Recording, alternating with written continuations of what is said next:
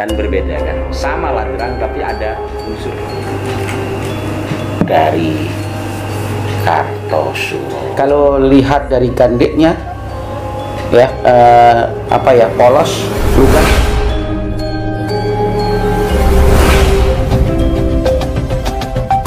Assalamualaikum warahmatullahi wabarakatuh. Salam sejahtera, salam budaya untuk para penggiat budaya, pecinta budaya Tosan Aji senusantara. Rahayu. Rahayu. Apa kabar, Gus? Alhamdulillah, kita masih dipersatukan dalam rangkum budaya Tosan Aji. Nah, ini sudah ada di depan saya sebilah pusaka yang tampak begitu ngejreng. Kayaknya ini ladrang, tapi bentuknya berbeda dengan ladrang-ladrang yang ada. Ya, berbeda dengan umumnya. Seperti yang di belakang saya ini ada ladrang. Mungkin bisa dijelaskan dulu, mungkin sebagai bagian dari pengetahuan bagi para jim yang masih baru-baru kayak saya, ini bentuk mana dan bagaimana pula kok bisa berbeda? Apakah ini menunjukkan ciri khas daerah atau gimana? Ya, sebelumnya saya minta maaf dulu karena saya jujur saya tidak terlalu ahli dalam bidang perkayuan dan perwarangkaan. dan termasuk karena gini, warangka dan sandangannya semua pendok dan sebagainya itu dari setiap gaya itu juga punya filosofi juga.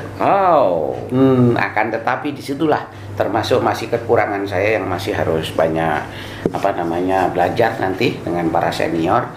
Tapi setahu saya gitu ya, mungkin ya ini tadi sepertinya dengan bilang warangka ladrang, dan ini kayaknya mirip-mirip Jawa Timuran begini. Ini apa ya istilahnya? Sebagai perbandingan, sebagai perbandingan. Kan berbeda kan, sama ladrang tapi ada unsur pembeda. Betul. Kayak di sini ya, posisi ini kan di sini. Kayak Sumenep kan. Ya. Ini kayak model kapalnya gampangannya agak ada unsur pembeda. Ini apa ya istilahnya, ada yang menyebut berangah Kartosuran. Gitu. Karena memang ini kerisnya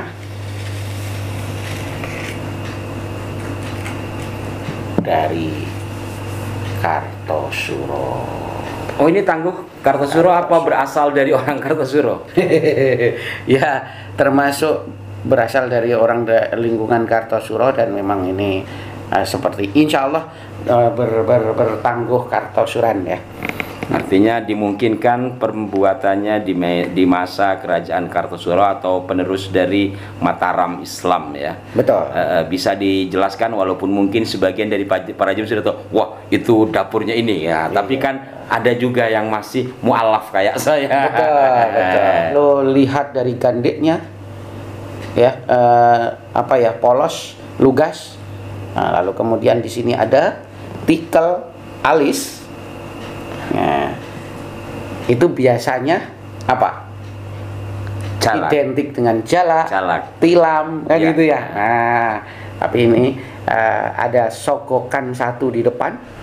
Maaf bukan, iya sogokan di tengah satu, ya, tapi pendek, nggak sampai atas. Mungkin pemirsa biar tahu ini sogokan ya.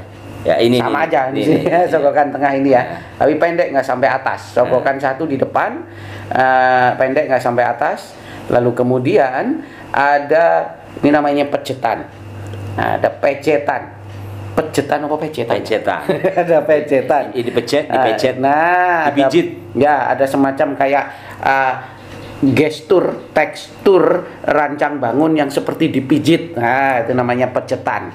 Lalu kemudian di sini apa ya, tetap ada serawean ya.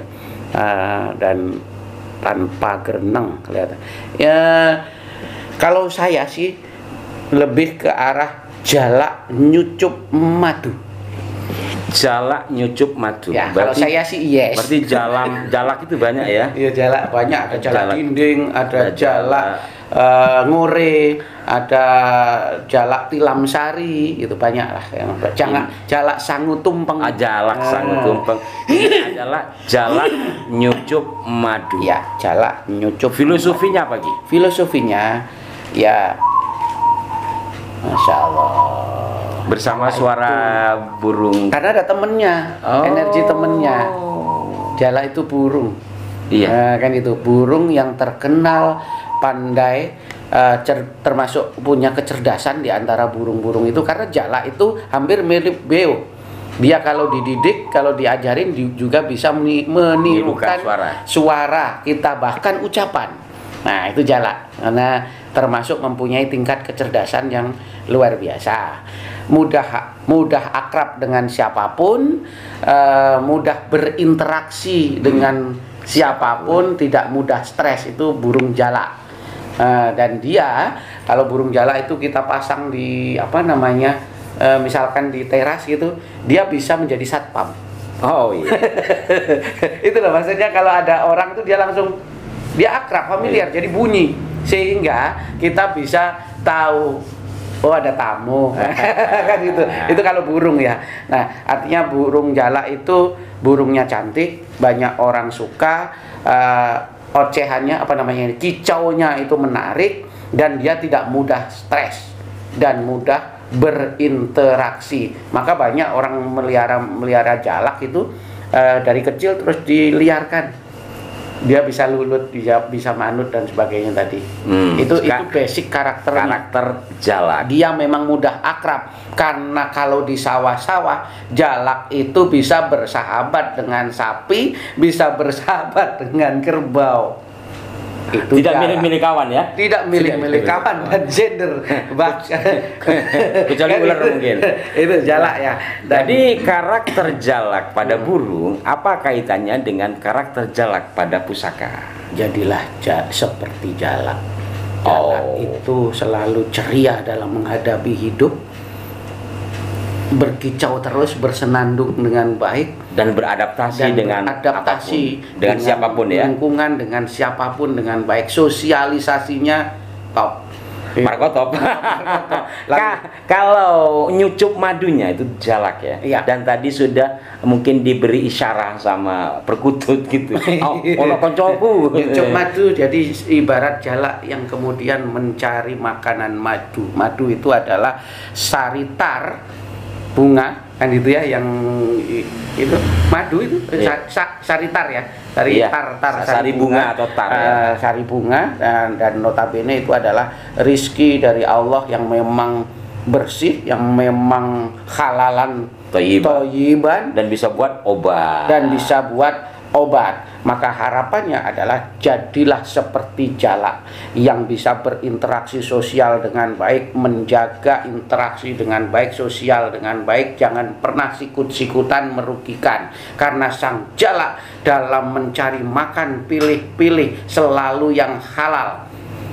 Kalaupun ngambil dari orang, kalaupun ngambil dari binatang lain yang diambil makanannya tidak merasa rugi, bahkan diuntungkan, karena dia nemplok di punggungnya maheso, kerbau atau sapi, diambil tumone, luar biasa. Dan seperti manusia, justru malah sikut-sikutan. Di depan ngomongnya enak, di belakang menikam. Maling teriak maling, sembunyi balik dinding. Pengecut lari terkencing-kencing. Oke, kalau sedikit lagi kita bahas terkait dengan pamor. Iya. Nyucup madu tadi mencari yang halal. Iya. Dan menyehatkan. Lalu kemudian pamornya ini sepertinya kalau saya sih lebih pada, mungkin nanti bisa di zoom ya, agak di zoom. Kayaknya sih ngulit semongko. Saya nggak berani meneruskan. Sumonggo. Ya, ngulit semongko. Tentang apa ngulit semongko pada kulitnya semongko. Iya, pada edisi yang lalu telah pernah kita bahas. Betul. Mungkin yang penasaran bisa diulik lagi falsafah atau makna filosofi dari pamor ngulit semongko. Pada intinya bahwa pusaka ini mengajarkan kita agar menjadi manusia yang baik gitu ya. Sukses itu tidak harus menang tanpa ngasorake. Sukses itu tidak harus menginjak teman atau ya rival kita. tidak harus menyingkirkan, kan gitu ya, keren ya. Nah, kan gitu. Bahkan harus menyehatkan. Tidak harus Karena nyucuk menikam madu dari belakang, harus nyucuk madu, saling mencari yang baik, kalau bisa dindum tadi, dan saling memberikan pengaruh yang positif. Oke, saya masukkan lagi. Baik, jala nyucup madu adalah Jimat leluhur. Jimat leluhur, Cermin jati diri bangsa.